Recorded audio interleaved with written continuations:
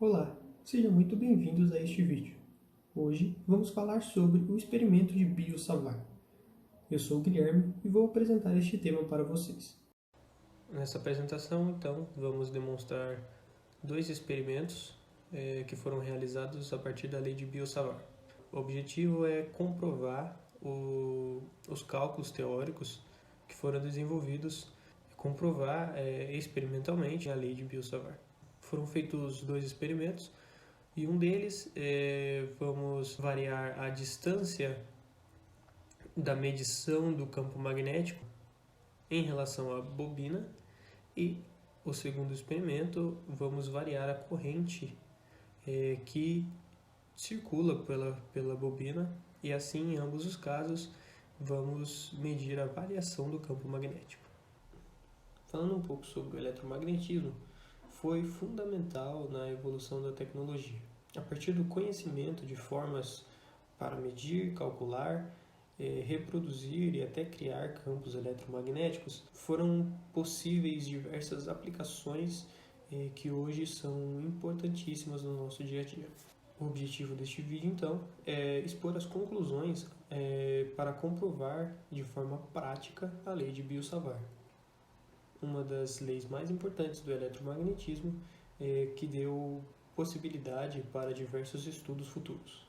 As primeiras descobertas envolvendo as propriedades dos campos magnéticos foram feitas por Hans Christian Ørsted, mas ele não foi capaz de dar explicações matemáticas, mas comprovou que as correntes elétricas criam seus campos magnéticos. Alguns anos depois, os físicos Jean-Baptiste Biot e Félix Savart apresentaram as soluções matemáticas para os experimentos feitos por Ørsted, onde relacionaram a corrente elétrica e o campo magnético gerado por ela. Ficou conhecido como a lei de Biot-Savart.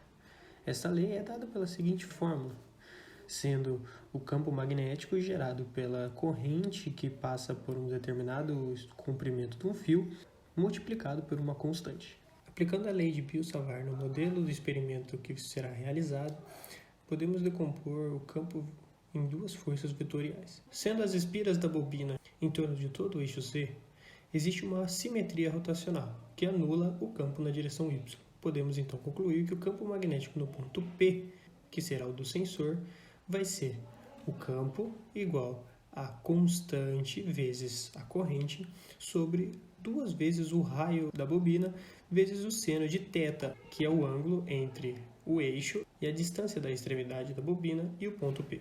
Para o circuito do experimento realizado, foi utilizada uma fonte de tensão e correntes variáveis, que foi utilizado para fazer o ajuste de tensão e corrente para cada variação, um interruptor para realizar o ajuste sem efetuar danos ao circuito, um reostato, que dá o controle da corrente do circuito, uma bobina de cobre, onde a corrente irá circular e gerar o campo magnético, e o amperímetro, para fazer a medição da corrente que circula no circuito. O circuito deve ser montado conforme o esquema elétrico apresentado na imagem. Também temos uma foto que demonstra os equipamentos utilizados. Para fazer a medição do campo magnético, será utilizado o sensor PASCO, em conjunto com o software PASCO Capstone, que irá fazer a medição do campo magnético gerado. Para fazer o posicionamento do sensor no decorrer do experimento, será utilizada uma régua. No primeiro experimento, foi variada a posição do sensor em relação ao centro da bobina. Conforme o sensor foi afastado, foram realizadas medições do campo magnético para determinar o comportamento do campo em relação à distância. Como podemos ver pelo gráfico, o campo, em relação à distância, apresentou uma redução. Como era esperado, quanto mais distante da bobina, menor a intensidade do campo magnético. Fazendo a análise utilizando a fórmula da lei de Biot-Savart, podemos ver que os resultados se conferem. Analisando a fórmula, podemos ver que, conforme aumentamos o valor da distância entre o sensor e a bobina, diminuímos o valor do ângulo θ. Com isso, diminuímos o valor do seno do ângulo θ. E como este termo multiplica o resto da equação, podemos ter valores de B decrescentes em valores crescentes da distância. No segundo experimento, podemos ver que com o aumento da corrente, tivemos um aumento do campo magnético. Também comprovado pela lei de Biot-Savart, o termo da corrente multiplica toda a equação. Portanto, quanto maior este termo, maior o valor do campo magnético. Como podemos observar nas medições, conseguimos aumentar de uma forma praticamente linear o campo magnético. Concluindo o experimento realizado e fazendo a análise dos erros obtidos, podemos ver que em alguns pontos calculados tivemos uma variação grande entre o valor real e o valor teórico.